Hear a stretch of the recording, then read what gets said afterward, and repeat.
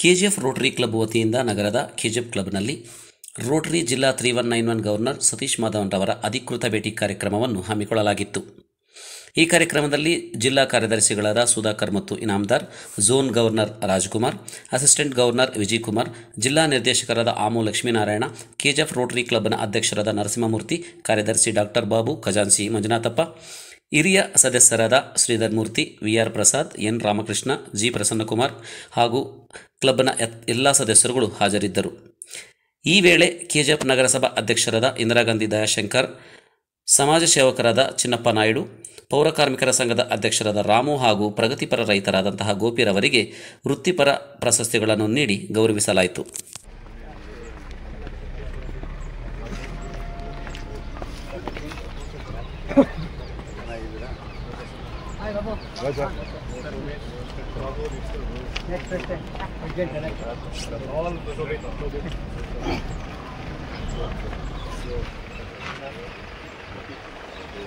ಬನ್ನಿ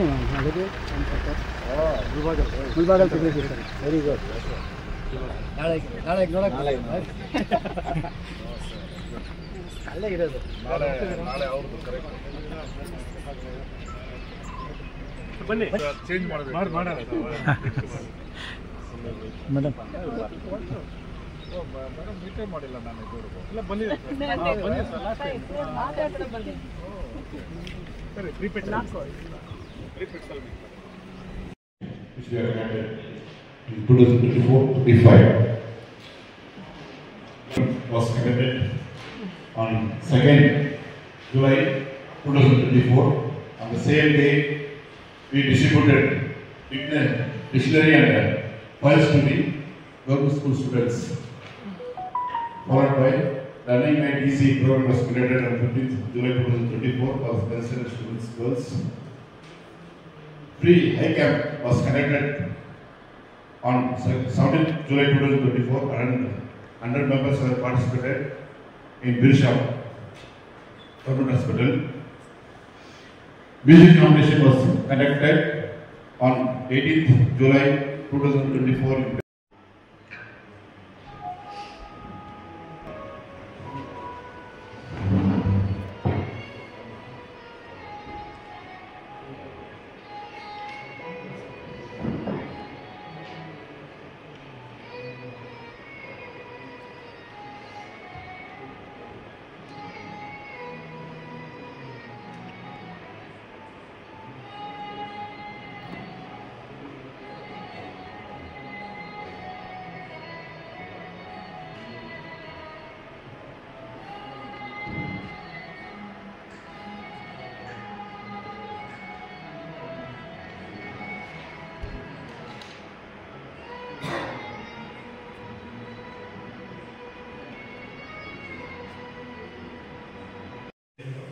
ಇದು ನಮ್ಮದು ಮೆಗಾ ಪ್ರಾಜೆಕ್ಟ್ ಅಂದರೆ ಇದರಲ್ಲಿ marathon.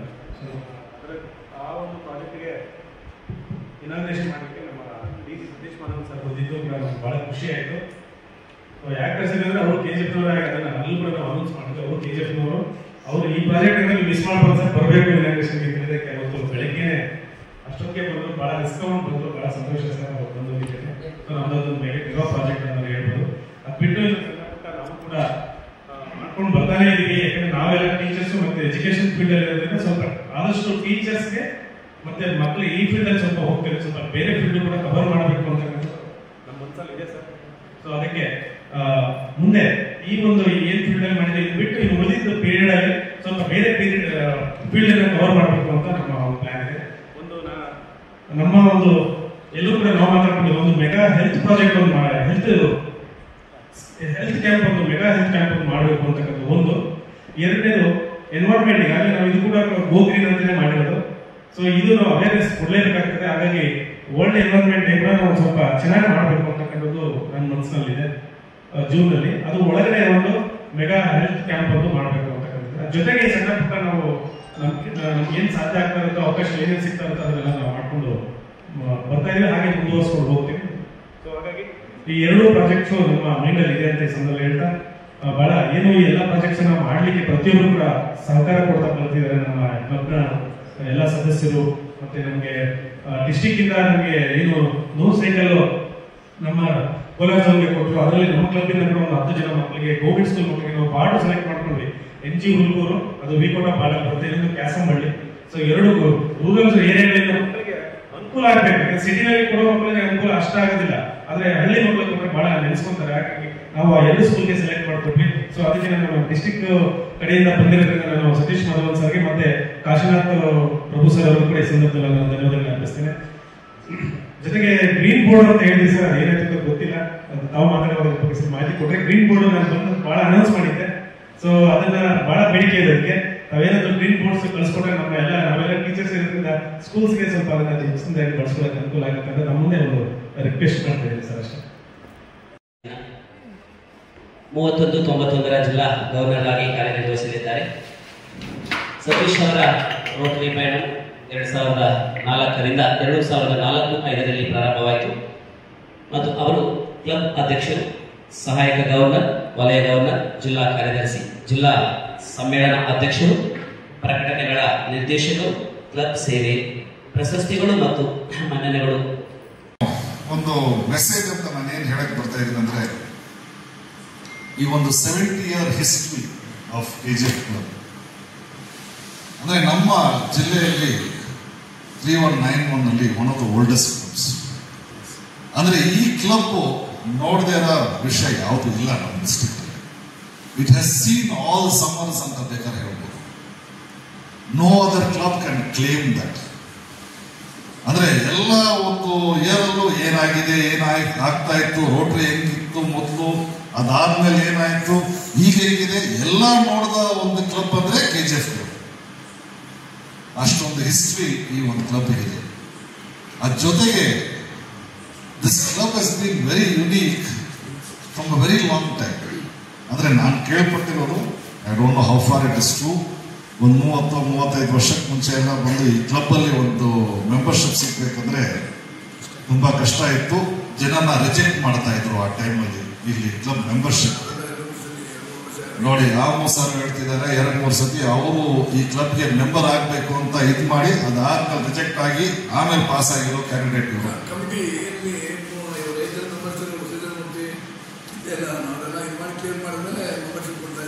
S.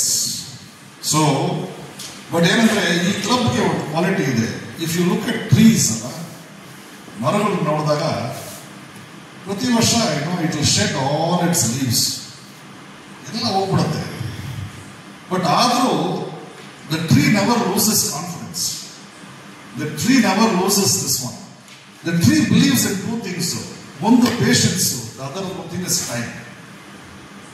The tree is very patient. It also believes in time, that the tree's time will come on that. Again it will start becoming green, it will start becoming wonderful, it will start giving fruits, flowers. KGF Club is like that. It's like the tree which has patience and time as a virtue. Andre ಒಂದು attribute KGF Club ಇರೋ ಒಂದು attribute.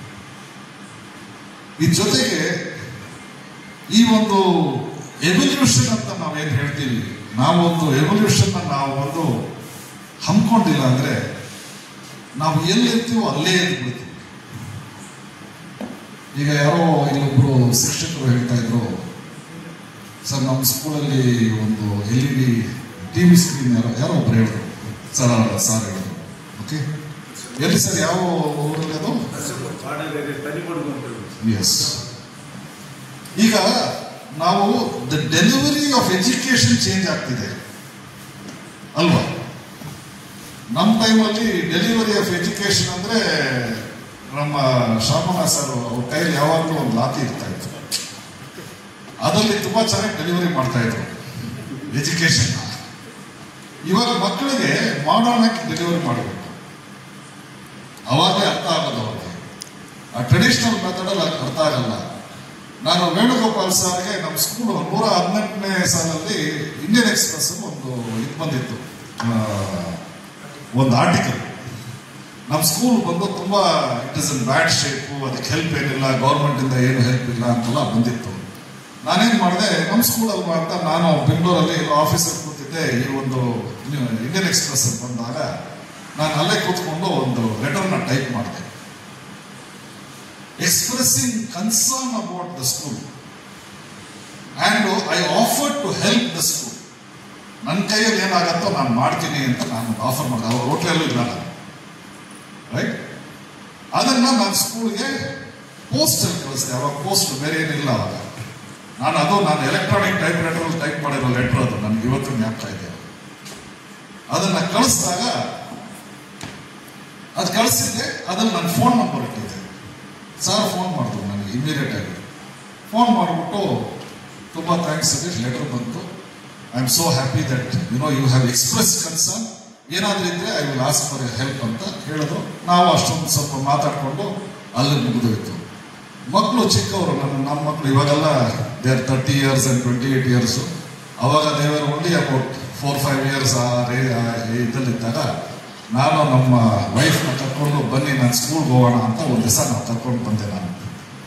ಬಂದು ನಾವು 4 ಜನ ಸ್ಕೂಲ್ಗೆ ಹೋದ್ವಿ. ಅವಾಗ Venugopal sir principal, head master ಸ್ಕೂಲಲ್ಲಿ. ಅಲ್ಲಿ ಹೋದಾಗ ಅವ್ರೇನು ಹೇಳಿದ್ರು, ಎಲ್ಲ ಮೀಟ್ ಮಾಡಿ ಎಲ್ಲ ನಮ್ಮನ್ನೆಲ್ಲ ನೋಡಿ ನಾವು ಅವ್ರ ಆಶೀರ್ವಾದ ತಗೊಂಡು ಇನ್ನೇನು ಹೊರಡಬೇಕಾದ್ರೆ ಅವ್ರು ಜ್ಞಾಪಕ ಬಂತು, ಸರಿ ಒಂದು ಲೆಟ್ರ್ ಬರ್ದೆ, ನಿಮ್ಗೆ ಜ್ಞಾಪಕ ಇದೆಯಾ ಅಂತ. ಸರ್ ಜ್ಞಾಪಕ ಇದೆ ಸರ್, ಒಂದು ಲೆಟ್ರ್ ಬರ್ದಿದ್ದು ಅಂತ ಜ್ಞಾಪಕ ಇದೆ. ಸೊ ಅವ್ರು ಹೇಳಿದ್ರು, ಆ ಲೆಟರ್ನ ನಾನು ನೋಟಿಸ್ ಕೊಡಲ್ಲ ಹಾಕಿಟ್ಟಿದ್ದೆ.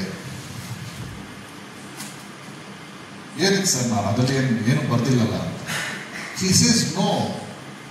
ಅವಾಗ ಅವರು ಎಕ್ಸ್ಪ್ಲೈನ್ ಮಾಡಿದ್ರು, the quality of the students, the difference.